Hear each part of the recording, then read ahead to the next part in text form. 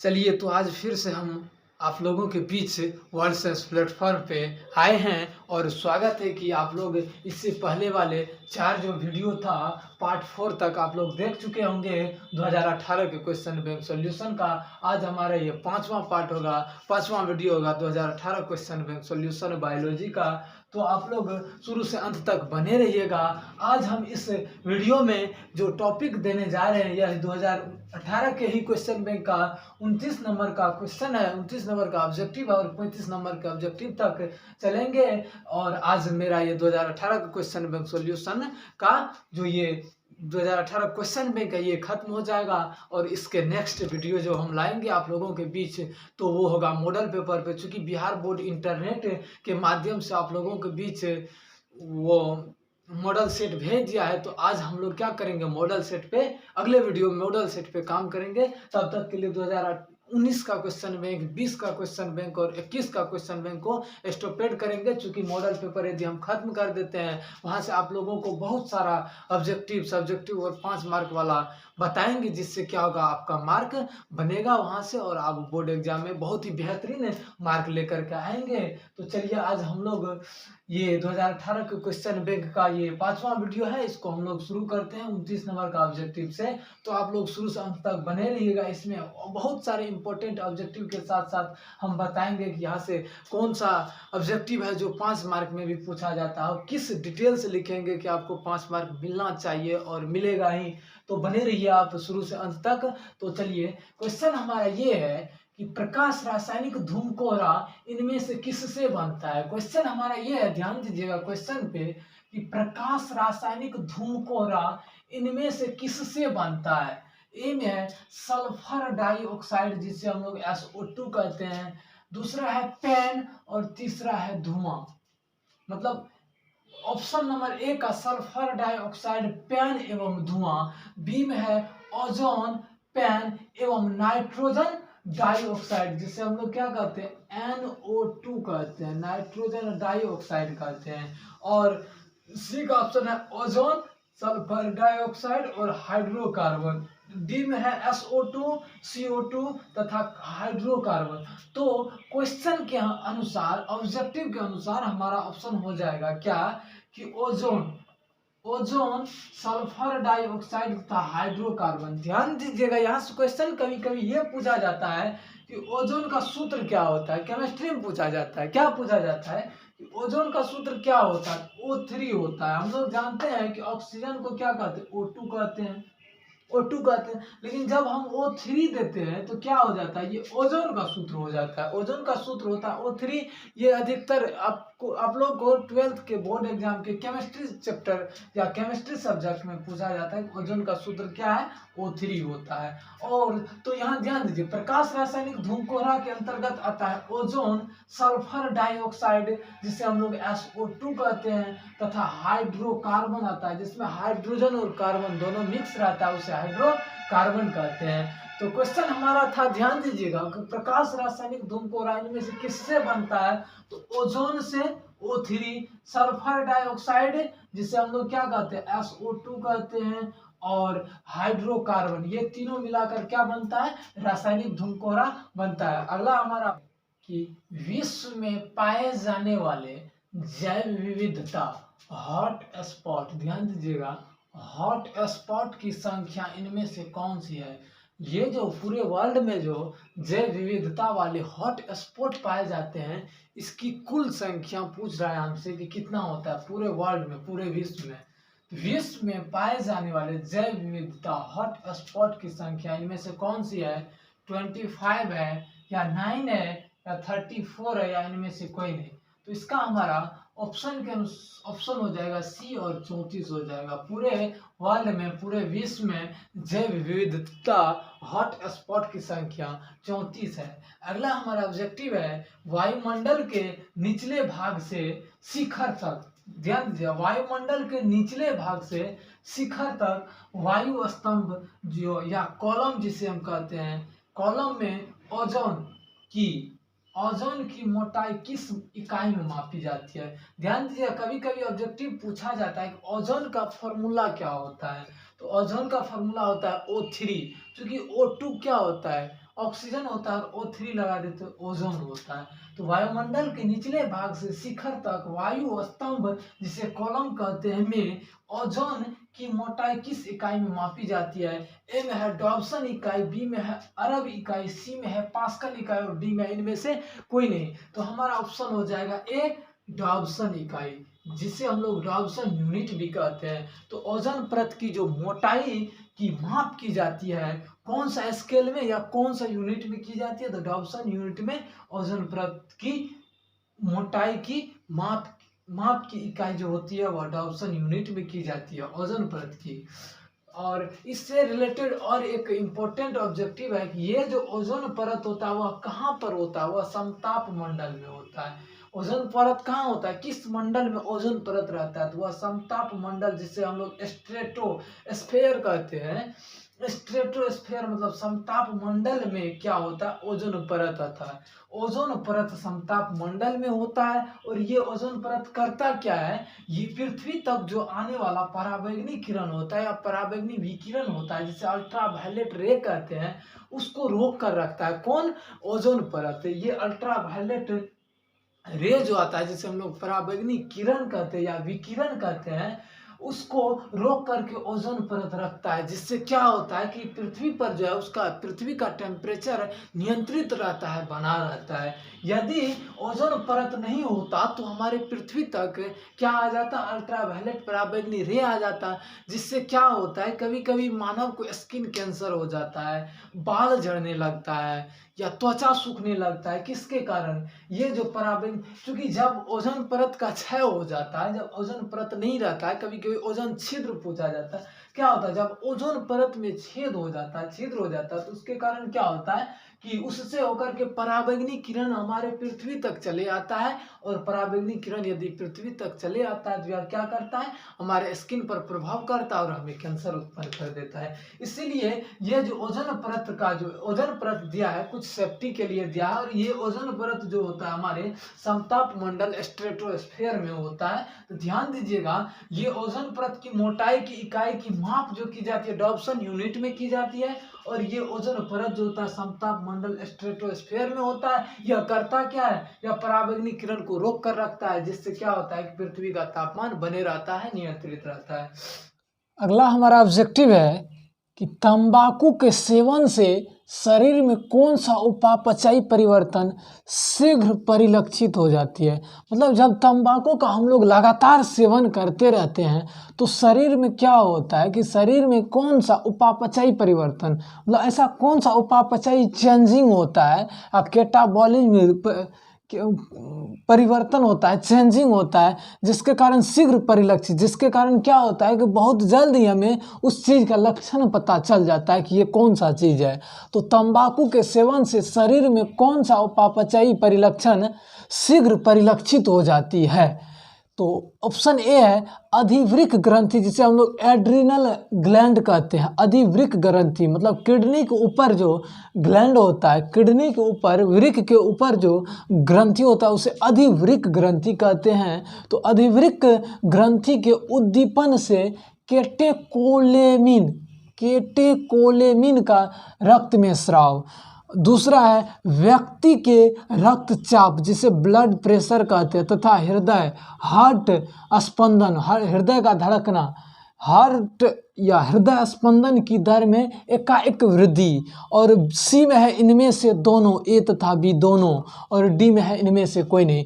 ध्यान दीजिएगा, हमारा क्वेश्चन है कि तंबाकू के सेवन से शरीर में कौन सा उपापचयी परिवर्तन शीघ्र परिलक्षित हो जाती है। अधिवृक्क ग्रंथि के उद्दीपन से केटेकोलेमिन का रक्त में स्राव होता है, हाँ होता है।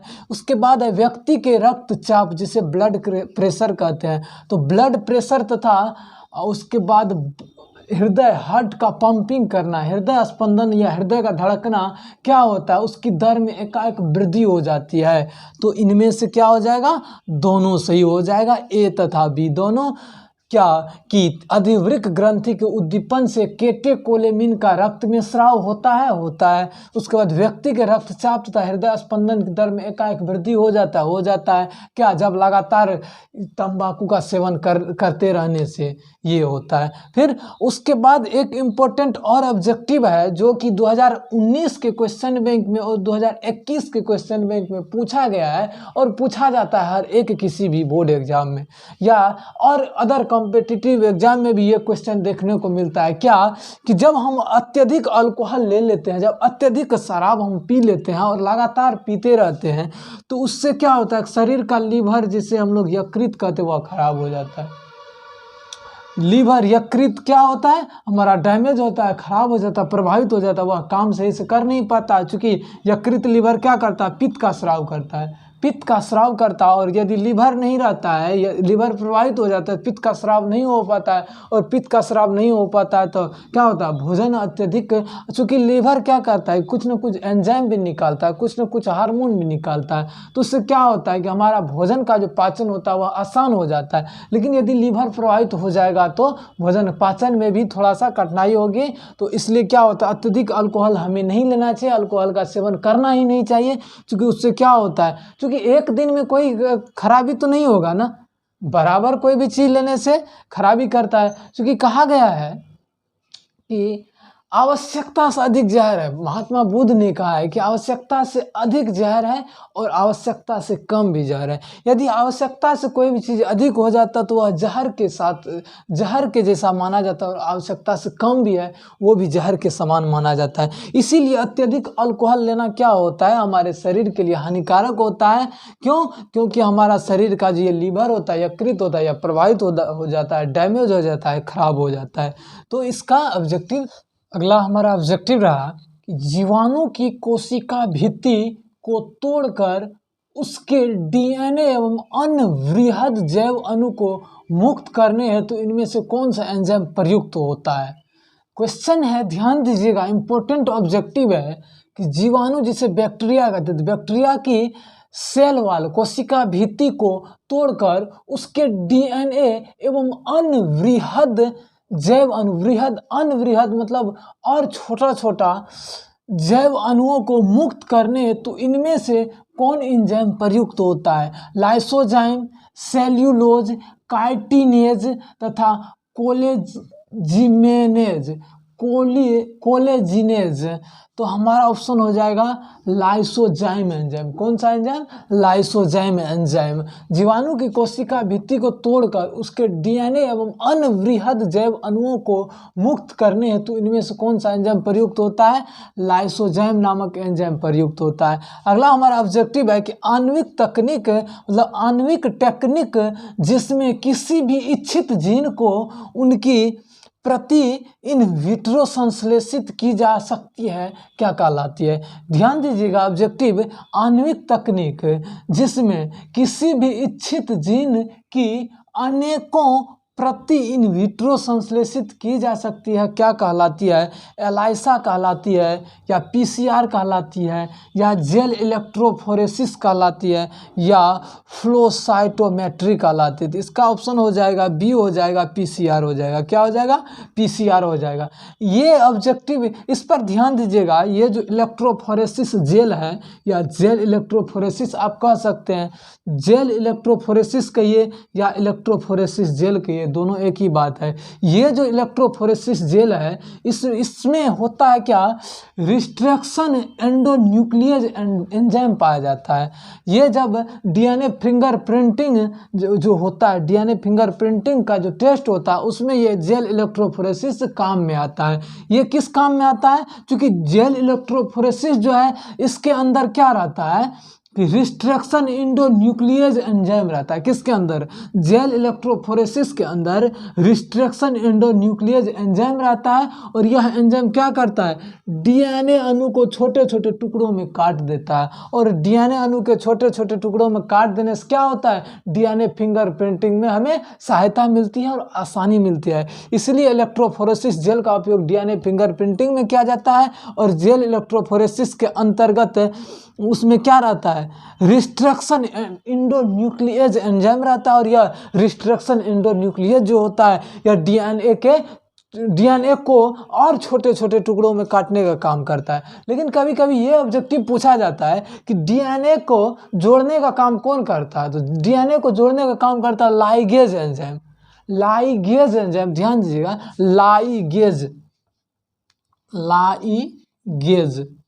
लाइगेज एंजाइम होता है, यह क्या करता है, कटे हुए छोटे छोटे टुकड़ा जो होता है डीएनए का उसको जोड़ने का काम करता है लाइगेज।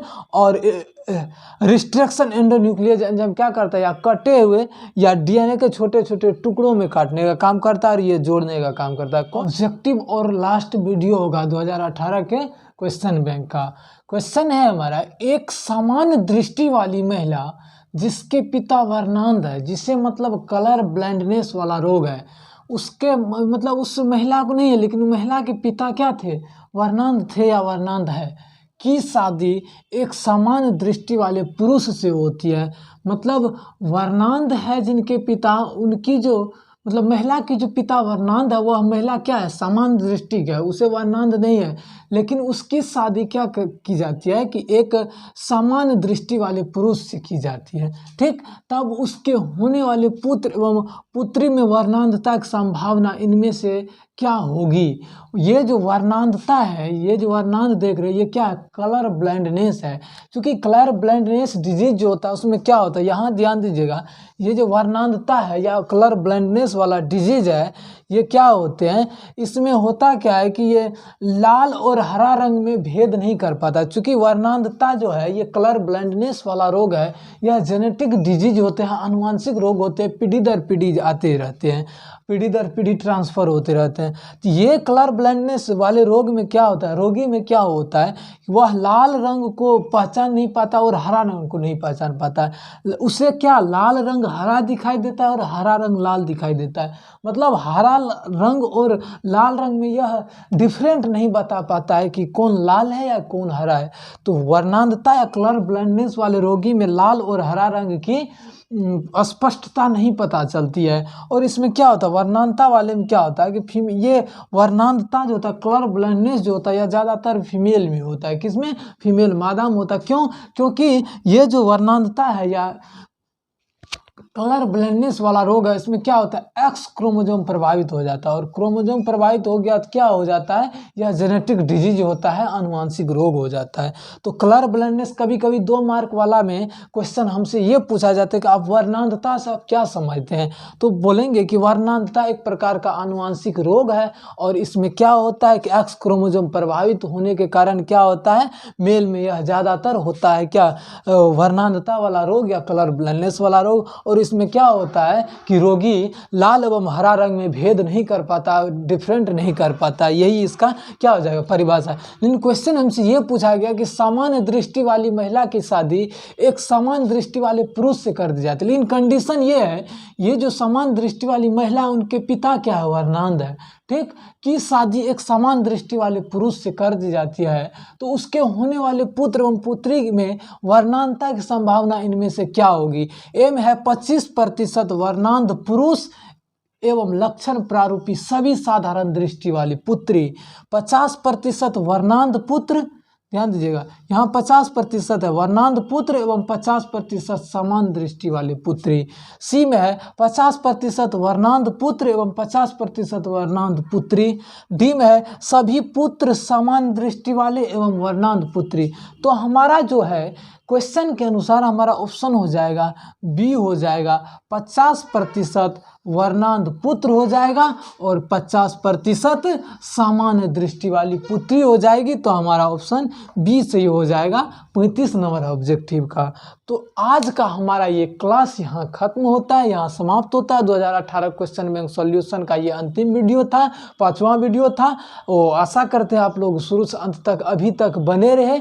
आप लोग को धन्यवाद इस चैनल पर स्वागत जुड़ने के लिए, और अधिक से अधिक संख्या में आप जोड़ें और इस चैनल को सब्सक्राइब करें, शेयर करें, क्योंकि आज तो नहीं, आज तो हो गया, फिर कल से नेक्स्ट वीडियो जो आएगा मेरा वो 2 मार्क वाला पर आएगा और 5 मार्क वाला पर आएगा। जो मॉडल पेपर दिया है और जो बोर्ड एग्जाम में पूछा जाएगा 2022 के बोर्ड एग्जाम के लिए, उसके लिए हम इम्पोर्टेंट 2 मार्क वाला क्वेश्चन और 5 मार्क वाला क्वेश्चन डायग्राम सहित लाएंगे, क्योंकि कभी कभी या लगातार पूछा जाए कि फीमेल रिप्रोडक्टिव सिस्टम क्या है, सचित्र वर्णन करें। मेल रिप्रोडक्टिव सिस्टम क्या है, सचित्र वर्णन करें।